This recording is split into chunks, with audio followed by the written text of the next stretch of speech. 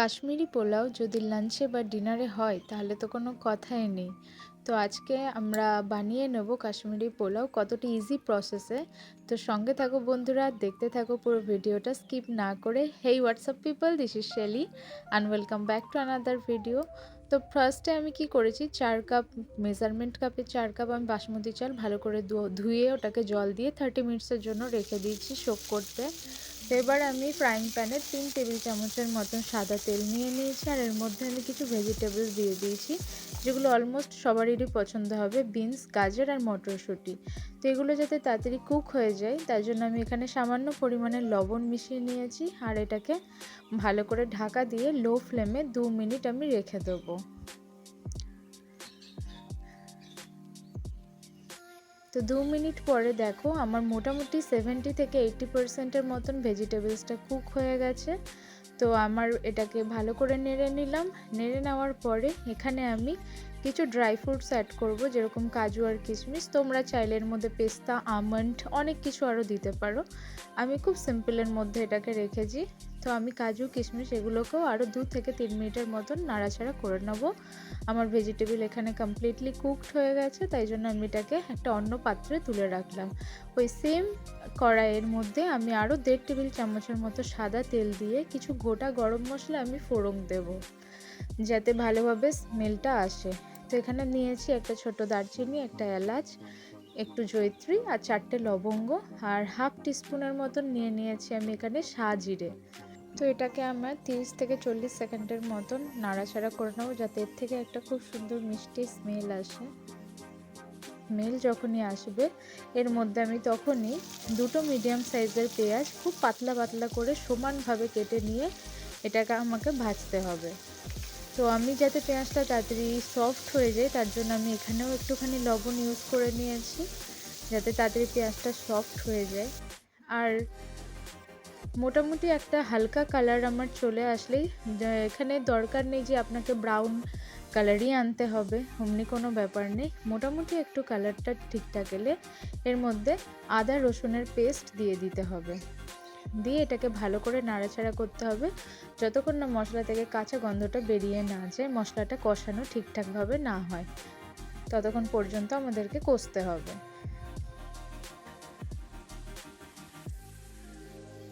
তো দেখো আমাদের এখানে মশলা কষানো হয়ে গেছে। এর মধ্যে আগে থেকে যে চালটা আমি 30 মিনিট আগে ভিজিয়ে রেখেছিলাম বাসমতি চাল, সেটাকে আমি এখন পুরো চালটা এই মশলার সাথে দিয়ে দেবো, দিয়ে ভালো করে এটাকে নাড়াচাড়া করে নিতে হবে 3 থেকে 4 মিনিটের মতন।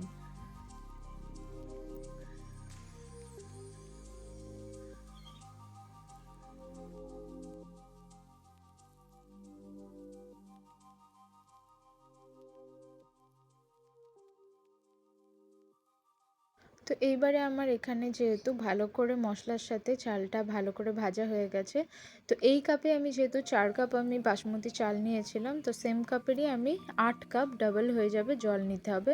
বাট এখানে আমি 7 কাপ জল দেব আর 1 কাপ দুধ দিয়ে দেব, তাহলে টোটাল আমার 8 কাপ জল হয়ে গেল। তো ভালো করে এবারে আমি মিক্সচারটাকে ভালো করে আমি মিশিয়ে নেব।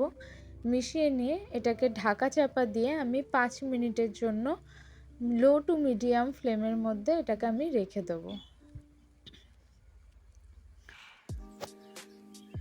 আফটার 5 মিনিটস আমি এখানে ঢাকনাটা খুলবো। এবার এর মধ্যে পরিমাণ মতন আমি লবণ দিয়ে নেব, আর পরিমাণ মতন একটুখানি আমি চিনি দিয়ে নেব। অপশনাল বন্ধুরা, তোমরা যদি চিনিটা স্কিপ করতে চাও দিতে পারো, বাট ব্যালেন্সের জন্য চিনিটা দেওয়াটা দরকার। আমি খুব একটা বেশি এখানে চিনি দিইনি।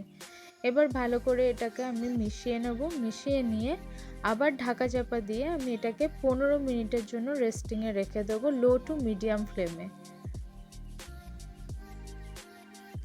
আফটার 15 মিনিটস তোমরা এখানে দেখতে পাচ্ছ আমার মোটামুটি মানে রাইসটা আমার এখানে কুক হয়ে গেছে। তো তোমরা দেখতেই পাচ্ছ, বাস কিছুটা যে জলের পরিমাণটা আছে ওইটাও একটু পরে আমার এটা ঠিক হয়ে যাবে। আমার কিন্তু এখানে রাইস কমপ্লিট। তো আমি এখানে আগে থেকে যে ভেজিটেবলসগুলো ফ্রাই করে রেখেছিলাম, এই সময়ে ঠিক এগুলোকে দিয়ে দিতে হবে। একদম ফ্লেমটা লো রেখে দিয়ে দিতে হবে, তোমরা চাইলে ওটাকে বন্ধও রাখতে পারো ফ্লেমটাকে। তো ভালো করে আমি এটাকে মিক্স করে নেব।